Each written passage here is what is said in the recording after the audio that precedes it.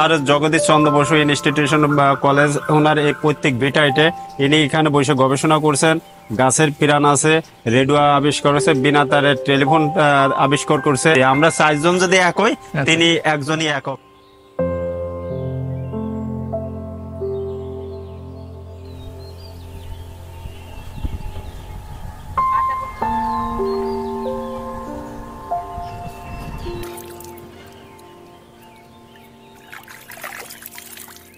এই বাড়িতেই বিজ্ঞানী জগদীশ চন্দ্র বসু জন্মগ্রহণ করছিলেন। উদ্ভিদেরও প্রাণ আছে, এটি আবিষ্কার করেন কিন্তু স্যার জগদীশ চন্দ্র বসু। তাছাড়া বেতার যন্ত্র আবিষ্কারের স্বপ্নদ্রষ্টা ছিলেন স্যার জগদীশ চন্দ্র বসু।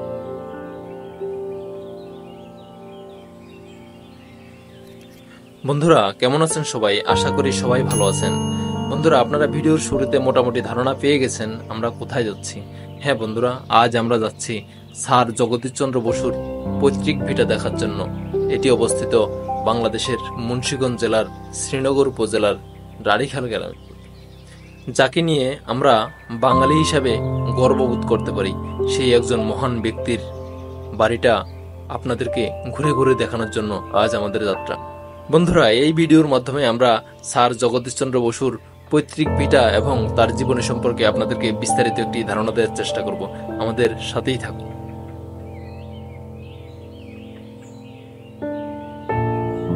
এটি হচ্ছে sir Jagadish Chandra Bose institute and কলেজের মেইন গেট।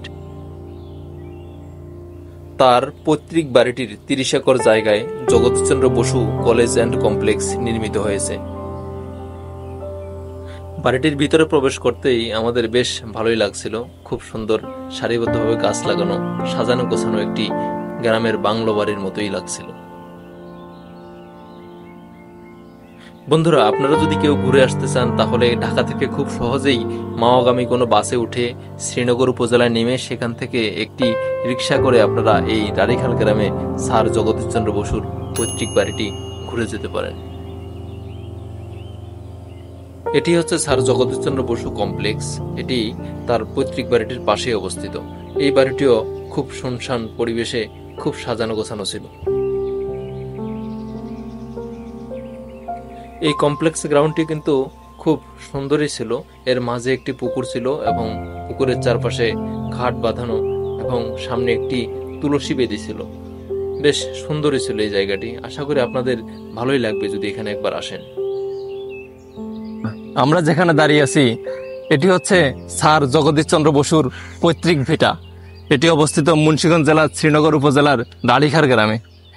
এই বাড়িতেই বিজ্ঞানী জগদীশ চন্দ্র বসু জন্মগ্রহণ করছিলেন। উদ্ভিদেরও প্রাণ আছে, এটি আবিষ্কার করেন কিন্তু স্যার জগদীশ চন্দ্র বসু। তাছাড়া বেতার যন্ত্র আবিষ্কারের স্বপ্নদ্রষ্টা ছিলেন স্যার জগদীশ চন্দ্র বসু। তিনি একজন বাংলার বিখ্যাত বিজ্ঞানী, যে বিজ্ঞানী এই বাড়িতে জন্মগ্রহণ করেছিলেন। আমরা আজকে দেখব স্যার জগদীশ চন্দ্র বসুর পৈতৃক ভিটাতে কি কি আছে, এখানে বর্তমান কি অবস্থা।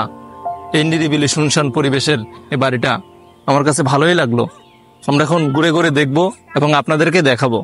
বন্ধুরা আমাদের এই ভিডিওটি সম্পূর্ণ দেখলে আপনারা বাংলার এই প্রখ্যাত বিজ্ঞানী স্যার জগদীশ চন্দ্র বসুর পৈতৃক ভিটা সম্পর্কে বিস্তারিত জানতে পারবেন। তাহলে বন্ধুরা চলুন আমরা এই বাড়িটি ঘুরে ঘুরে দেখে আসি। বাড়ির ভিতরে প্রবেশ করে আমরা দেখতে পেলাম খুব সুন্দর একটি পুকুর, শান বাঁধানো 2টি ঘাট। পুকুরের সুন্দর পরিবেশ এবং স্বচ্ছ পানি দেখে নিয়ামুল ভাই হাত মুখ ধোয়ার জন্য নেমেই গেল। আমারও কিন্তু বেশ ইচ্ছা হয়েছিল গোসল করার, কিন্তু কাপড় না থাকার কারণে আমিও হাত মুখ ধোয়ার জন্য নেমে গেলাম।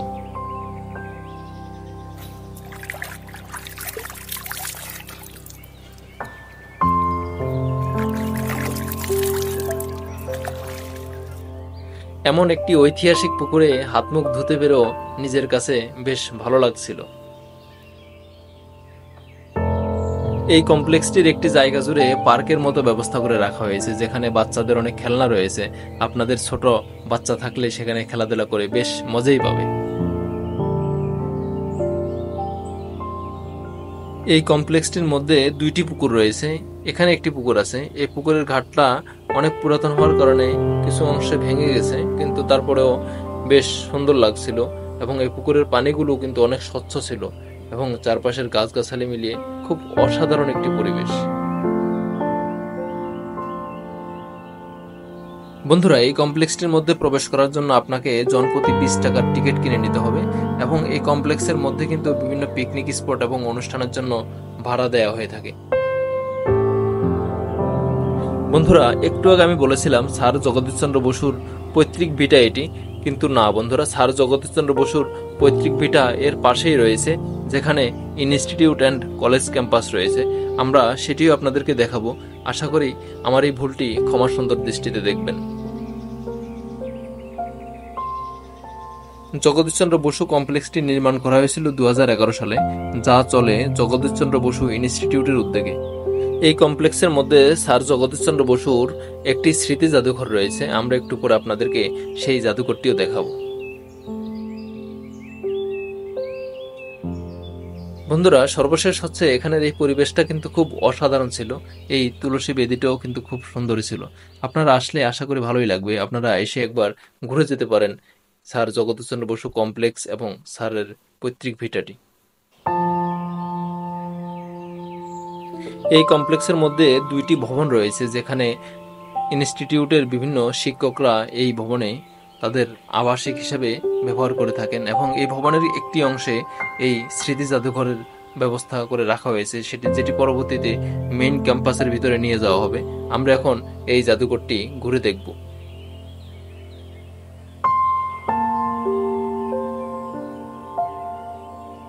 বন্ধুরা, এই জাদুঘরটির মধ্যে স্যার জগদীশচন্দ্র বসুর ছবি সহ অনেক দুর্লভ কিছু কাগজপত্র রয়েছে, যা আপনাদের দেখে অনেক ভালো লাগবে। দুর্লভ কাগজপত্রগুলোর মধ্যে বিশেষ করে স্যারের গবেষণাপত্র, হাতে লেখা পাণ্ডুলিপি, রবীন্দ্রনাথ ঠাকুরের নোবেল প্রাপ্তিতে তাকে লেখা চিঠি, রবীন্দ্রনাথ ঠাকুর বসুকে লেখা চিঠি, তেল রং দিয়ে আঁকা 17টি দুর্লভ ছবিও এই জাদুঘরে এসে আপনারা দেখে যাবেন। রয়্যাল সোসাইটিতে দেয়া বক্তৃতার কপি এবং এছাড়া অনেক দুর্লভ কিছু কাগজপত্র এখানে এসে আপনারা দেখতে পাবেন। আশা করি খুবই ভালো লাগবে। বন্ধুরা, খুব শীঘ্রই এই জাদুঘরটিকে স্যারের যে মেইন বাড়ি, যেখানে তিনি বসবাস করতেন, সেই বাড়িতে বৃহৎ পরিসরে এটিকে স্থানান্তর করা হবে বলে আমরা জানতে পারলাম। তো স্যার জগদীশচন্দ্র বসুর যে মেইন মূল যে বাড়িটা, এই বাড়িটা হচ্ছে আজকে শুক্রবার থাকার কারণে বন্ধ আছে। তো এখানের যে দায়িত্বে আছেন যে ভাই, তিনি খুবই মানবিক একজন মানুষ, তার সাথে দেখা হয়ে গেল। তো ওনাকে অনেক রিকোয়েস্ট করার পরে উনি রাজি হইলেন আমাদেরকে দেখানোর জন্য। না হয়তো আজকে দেখাতে পারতাম না আপনাদেরকে। তো ভাই আমাদেরকে একটু বলে দিবেন আসলে মূল বাড়িটা কোনটা, এবং এখানে আরো কয়েকটি ভবন দেখতে পাচ্ছি, এই ভবনগুলা কিসের ভবন উনি আমাদেরকে, আমরা এখন ওনার কাছ থেকে একটু শুনবো। ভাই নাম কি? আমার নাম মোহাম্মদ মন্টু মিয়া। ও আচ্ছা আচ্ছা, ভাই একটু যদি বলতেন আর কি, আসলে কোন বাড়িটা, স্যার কোন বাড়িতে থাকতেন, কোন বাড়িতে জন্মগ্রহণ করছেন? এবং sir Jagadish Chandra Bose institution college, ওনার এই পৈতৃক ভিটা এটে। ইনি এখানে বসে গবেষণা করছেন।